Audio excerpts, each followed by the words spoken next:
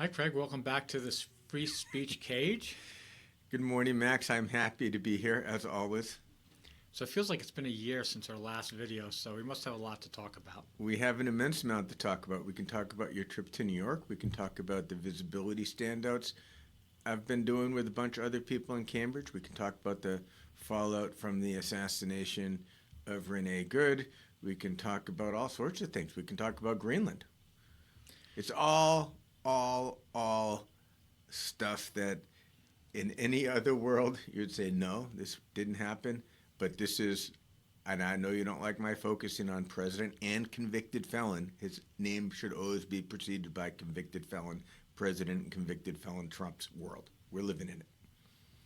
Okay, well, what's the biggest thing that you're interested in recently? So I've got sort of two things going on in my mind. One is I've been starting these visibility events in North Cambridge on the Arlington line. We get about maybe 5,000 cars going by in the course of an hour. So we're out there with signs.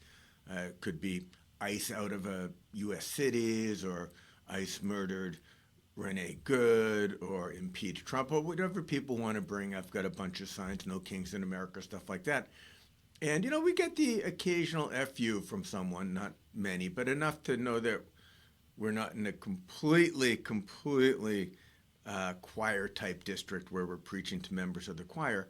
And we get a lot of honks and thumbs ups and so forth. But what we overwhelmingly get is like we're not even there. And I don't know what that means. I don't know if there's some sort of data point where sociologists have done these studies and said if you have a visibility and 83% of the people don't notice you and 2% say you're jerks and the rest give you a thumbs up, that means that you're making a significant dent in the politics of the region. To me, I'm thinking, aren't these people paying attention? And I'm intrigued as to where all this goes, because we're just one out of many. So that's the first thing, is where are these visibilities that have really seemed to have taken flight after the increase of ICE offensive in U.S. cities. That's the one. And the other, I think, is Greenland. The direct threats to NATO nations, and Trump's just incoherence on the subject. But as you know, with your work on your depletion curve studies, Greenland isn't some irrelevant dot somewhere. Greenland is both strategic from a positional standpoint, and it has an immense amount of natural resources that are Greenland's. But Trump desperately wants for us, for the U.S., for him, for people, things that he and his ilk control. Yeah, but I think with Greenland, as many pointed out, we used to have a dozen bases there. We, voluntarily closed them all to save money, I guess. And there's never been any. We can go back and put those bases back in. There's never been a problem. There's never been an issue with that from Europe. So all this is just all signaling. It's just all messaging, in my opinion. And what's the message? Stay away from the Epstein files? No, I think I woke up this morning and I was like, okay, I'm seeing it's all coming together now. So I watched the speech at Davos with Trump, and it was just amazing how uninformed it was about military and geopolitical matters, and just how many things he said that I'm sure there are people in the background just like rolling their eyes and just cringing, just the same way that what's his name cringed every time Biden spoke, the Secretary Blinken. So I think what we're seeing is that Trump, the people behind Trump, basically like, listen, it's a new world order, and it's might makes right, and Russia has already started 3 years ago. So they're doing their thing, but our real adversary is China. And so we need to shore up our power in the Middle East. We need to control all that Middle Eastern oil. And we need to move our society into a basically military economy just like Russia. They're thinking, I think these people are thinking way ahead. And I disagree with them 100%. I don't think it's going to work. But I'm seeing how all these things are aligning. So with Venezuela, it's just a way to show the world like we mean business. Like we don't care. We'll go take a guy out if we have to, if you don't play along. And Greenland is the same thing. They're saying you don't play along, we're gonna go after you.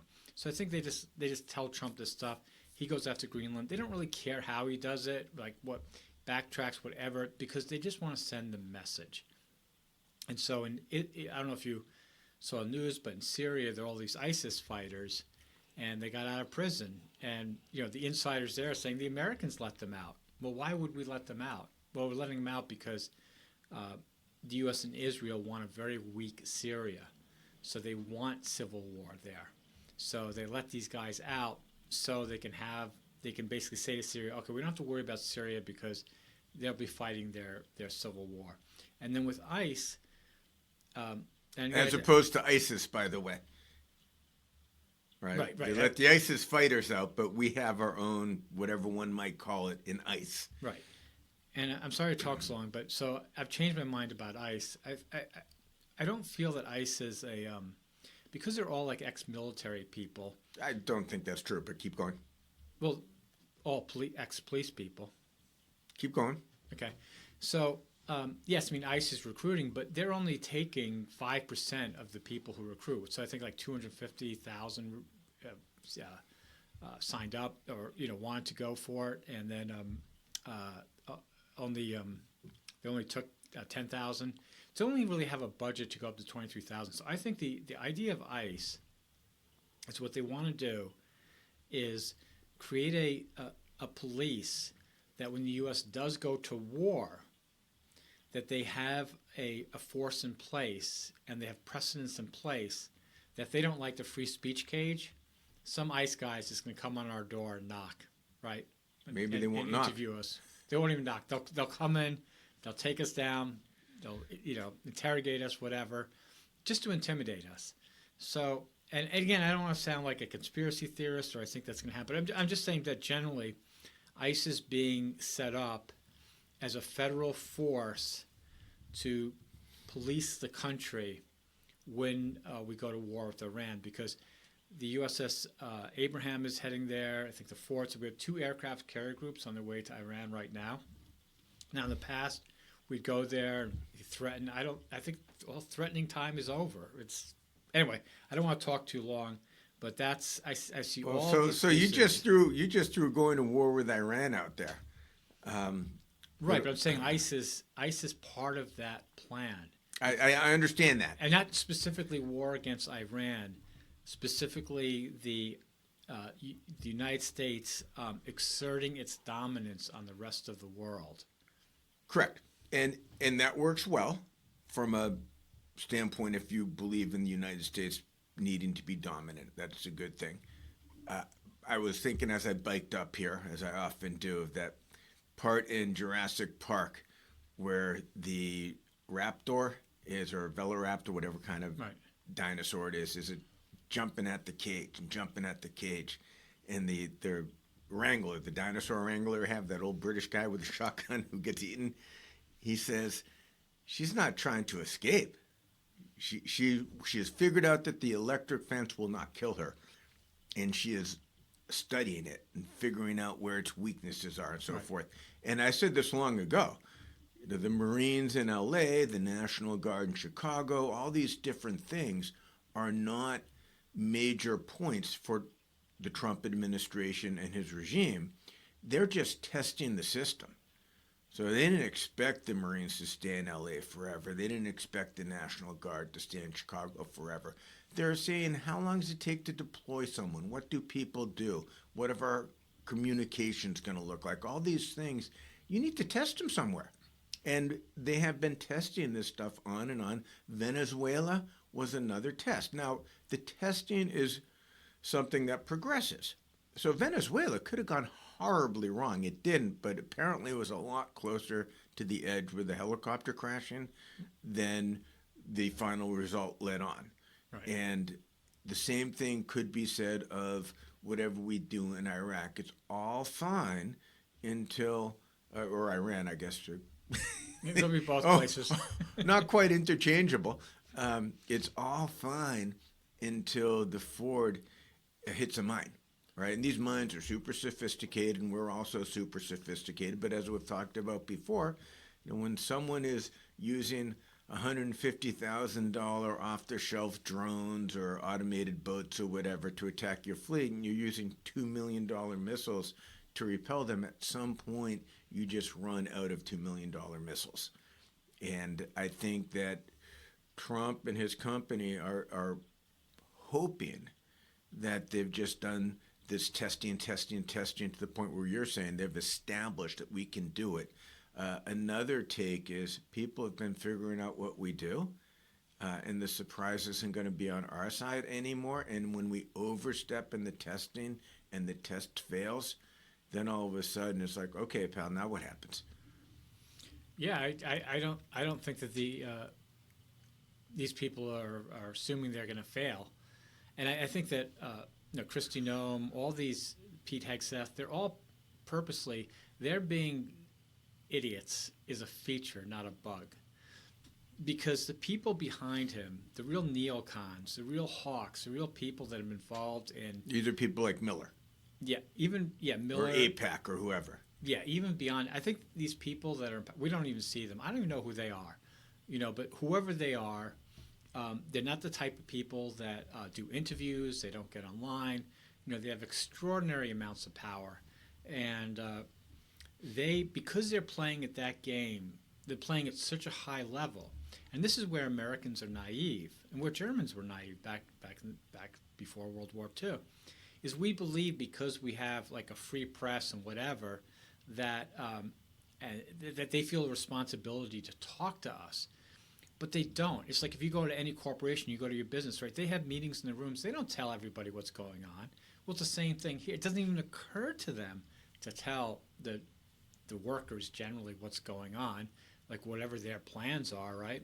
So it's the same thing here, and the press has been so neutered. And they put out so much stuff for people to argue and fight about that there's no pressure on them whatsoever to tip their hands at all about what they're doing. But I think if you look at all the signs, you look at all the movements and what's happened in the past couple of years, to me it's like completely obvious. It's the same thing with the Germans. They didn't think that Germany was going to go past Poland and start World War II. Forget that for a moment, Yeah. Max. Jumping back with Germany, I think the Nazi Party came in third in the elections that brought Hitler to power. Yeah. People thought he was just Right. he was a thing that, this coalition got behind him, put him in, but it's not going to last long. And then, boom, he stripped everyone else of whatever power they might have. So I don't think you're wrong in drawing some inferences from that. Yeah. So I mean, it's So I think it's I'm sort of looking at everything now. But anyway, that's why I think you're right. That's why you're not getting any. As much traction. We're getting a lot of honks and stuff. We're not getting everyone. Right, because they see it as being silly. And again, because you have such silly people as the faces of government, people just think like it's just like tennis. Like your level goes down to the ability of your opponent. You could be really good, but if your opponent stinks, somehow that actually brings your skill down. So that's what they're doing. So, and then if you go out with a sign and you say stop World War III with Iran, right? Then you're immediately labeled as a conspiracy theorist. So you can go out with a sign, and you could do that, and then you'll be completely mocked. Then if you go on a sign like, ICE is bad, whatever, they're just like, it really doesn't have anything to do with me, whatever. It's just all silly politics between the Republicans and Democrats, and they ignore it because it doesn't affect their lives whatsoever. So I think on a lot of this, you're correct.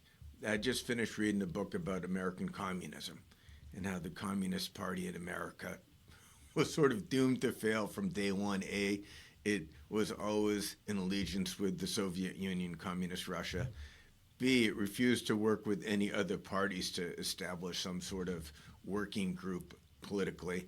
And C, they were just pie in the sky people, but some of their ideas weren't wrong. But they were going up against the power system, and the power system was using police and National Guard, and we've talked about that before here, and private Pinkertons and whatnot to break the strikes, to break the walkouts, and they would do it violently. A lot of people got shot, water hoses, the whole works. And I think that when we look back at American history, we've been blasé about just how much violence we're capable of inflicting on each other. We don't even have to go back to the civil rights movement in the 60s and the 70s. So I think we are naive, as you've said, and the idea that folks are going to worry that much about ICE if we don't keep the message up, I don't know, maybe they won't. What they're really probably worried about is paying the bills. But that just seems like a different message than ICE is murdering Americans. I'm not seeing a lot of people out there talking about, at these different visibilities, talking about affordability, talking about health care. And part of it, too, is you got 15 seconds to get your message to someone, so you're choosing simple things. And you're following the news cycles to some extent. Now, I don't know what happens in Iran. I mean, if we do, I mean, the Ford was the one that was the carrier at the heart of the Venezuela escapade, right? So they're right. Shuttling that over to the Atlantic at this point? Yeah, I don't know, actually. I should get those facts straight. All right, anyway, what you're saying is we're sending at some level of force. And I was in that many, many years ago as a Marine. You float around in the ocean on a boat waiting for the president to say, we need you at such and such a place. And sometimes you'd spend forever, I don't know if I ever did, but you'd spend forever off of Beirut or whatever, just so that they had a couple thousand Marines and some helicopters and fighter planes ready to do something. But all that works great until the helicopter with 40, and we've talked about this with Venezuela, until the helicopter goes down. And you're not invading some place with a beachhead. You're going from point A on the boat over many miles of, at best, neutral territory and dropping your people off. And those many miles, and we've seen this in many places, whether it's Khe Sanh in Vietnam or Dien Bien Phu in Vietnam or Black Hawk down Mogadishu, those many miles can become incredibly dangerous terrain in the blink of an eye. Yeah, I think what's fascinating to me is that, I've been arguing that, my Facebook medium, that the U.S. military is extraordinarily weak. It's like on the level of England, in a sense, in World War II. But you can't get people to see that because a couple of reasons. One, they like the fantasy of the idea that they're part of the strongest country. They like the idea of the U.S. saving, Europe from World War II. In fact, I just got a comment from an old Staten Island friend saying, you shouldn't disrespect the 400,000 that died, in Europe in World War II. And I'm like, we didn't go to Europe, in my opinion, to save Europe. We went into the war because when Japan attacked Pearl Harbor, it basically said to America, you are not out of this. Like, you are not safe. Like, if we win, then you are isolated, and we'll do with you whatever we can. That part's true, but I think it's also important to remember that under Roosevelt, we were already in a shooting war with the German Navy.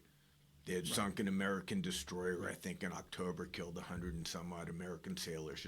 We'd been doing that back and forth with Germany in a way that, I don't know, is somehow equivalent to Trump doing something in Venezuela. I just want to say that we have a long history of being involved in violence before major flare-ups or wars happen. Yeah, I mean, you can't avoid. I mean, World War is World War, right? I mean, nobody can avoid it, and everybody's already in it. Again, it's out there. And well, you say we're at the start. Open. You say this is the start of World War III. Right, we're already in World War III because we're arming Ukraine. France, England, most of Europe is arming Ukraine. China is arming Russia with dual-use stuff. It's also selling stuff to Ukraine also. So everybody is involved. Everybody's sending weapons to the battlefields. We're testing weapons in Gaza, in Lebanon. So that's the other reason why I think that this time the U.S. has to attack Iran, because Israel's already finished with Gaza.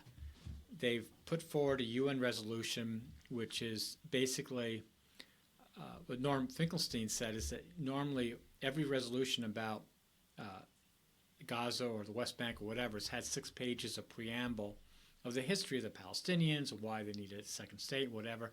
He says there's a first resolution where that has actually been deleted. It's no longer like they're starting on a fresh slate. So, so you have that's basically done. You have Syria. They're creating all this craziness. They've finished like with Lebanon. Like there's nothing more that they can do. The final step, which has always been their final step. Again, this is not a secret to anybody, right? This is all out in the open. Anybody can research it. The next step is to kneecap Iran so that Israel can take its place as the regional superpower with the United States. So when would you do it? I mean, it doesn't seem to me like. But how does one kneecap Iran in a way that hasn't happened already? So what I am sure we will find is if we or the Israelis put boots on the ground, the demonstrators will not overwhelmingly welcome them, us, the Israelis. It's a very unifying thing to have foreigners pop up on your territory, so there'll be a civil war inside of Iran as they sort that out. We will do something for a little while, but this isn't Gaza, and I realize that the U.S. and the Israeli military has done some incredibly successful strikes on various Iranian facilities. That's not the same as having boots on the ground. And we're seeing, I don't know if you heard it, but I listened to the other day, Israel's lost hundreds of soldiers in Gaza and I guess Lebanon as well. And they're harvesting sperm from some of these dead soldiers. That's how deeply into the war the Israelis have gotten without even reaching over to Iran. And at some point, you've just reached too far. And I think that's the risk here for the Trump administration or for Netanyahu or whoever's. You reach too far and that helicopter crashes, and now what do you do? Yeah, they're not going to put boots on the ground in Iran. What the U.S. is going to do, I believe, is that they're going to basically attack Iran every day with humongous amounts of missiles and bombers and try and limit their they're basically going to trying to decapitate them through airstrikes. Hasn't that already happened? No. Israel attacked with some internal drones, but they didn't get close. So the Israelis, but this is all like speculation, but they're like a kid, right, that has this big brother that's a bully. And they feel if they just have the big brother with them, that they can get rid of their competition in the schoolyard, and then they will reign supreme. They just need to get the big bully on their side.